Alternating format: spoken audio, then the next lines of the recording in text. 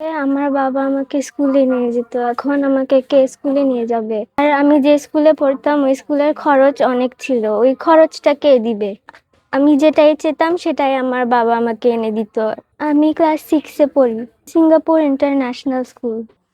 আমার বাবা যখন অফিসে গেছে তখন সে লাঞ্চ করার পরে যখন একটু চা খাওয়ার জন্য যখন নিচে নেমেছে, গাছের নিচে দাঁড়িয়ে দাঁড়িয়ে তার কলিগের সাথে গল্প করছিল, তখন হঠাৎ করে একটা রড এসে তার মাথার মধ্যে ডাইরেক্টলি পড়ে এবং সে ওখানেই মারা যায়। মারা গিয়ে তদন্তপূর্বক সঠিক বিচার আইন চাই। আমি চাই যেন এই ধরনের ঘটনা আর কোনো রিপিট না হয়।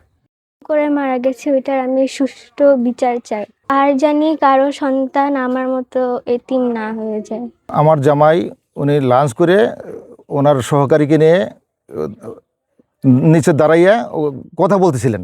এমতো অবস্থায় ওনার অফিসের পাশের বিল্ডিং নির্মাণাধীন 25 তলা ভবন, উপরের থেকে 1.5 ফুটি একটা রড ওনার মাথার মধ্যে সোজা গেঁথে যায়।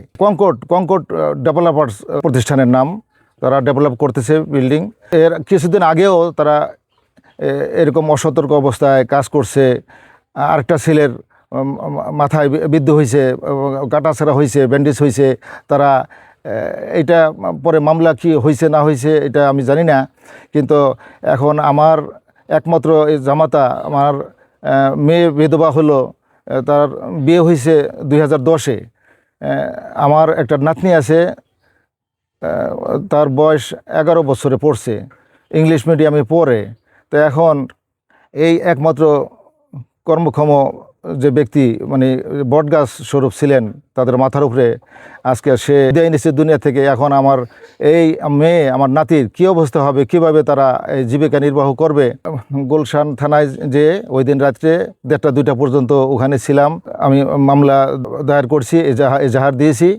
আমি ন্যায় বিচার এবং তারা যাতে এই ক্ষতিপূরণ পাইতে পারে এই বিহিত ব্যবস্থা আমি দাবি করি। আর এখানে কঙ্কট ভবনে তাদের নেগলিজেন্স, তাদের অবহেলিত কারণে তাদের এটা দায়ভার তারা এড়াইতে পারে না। এটা চূড়ান্ত পর্যায়ের অপরাধ। মামলাটা হয়েছে গুলশান থানায়। আমার জানা মতে কাউকে গ্রেপ্তার করা হয় নাই। তো এরকম শুনছি যে এখন ঘটনার প্রায় 3 দিন অতিবাহিত হয়ে গেল, এ পর্যন্ত কোনো আসামিকে অ্যারেস্ট করে নাই। জি না, এটা নিয়ে আপনাদের কোনো ক্ষোভ আছে কিনা, আপত্তি আছে কিনা? যদি অবশ্যই আমাদের আপত্তি, আমরা ব্যথিত, আমরা মর্মাহত, আমরা শোকাহত।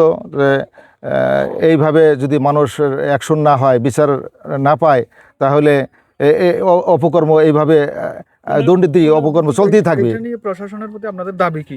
প্রশাসনের জোর দাবি জানাচ্ছি যে এটা অতি দ্রুত গতিতে তদন্ত সাপেক্ষে এর বিহিত ব্যবস্থা করেন এবং আমি ন্যায় বিচার পাইতে পারি।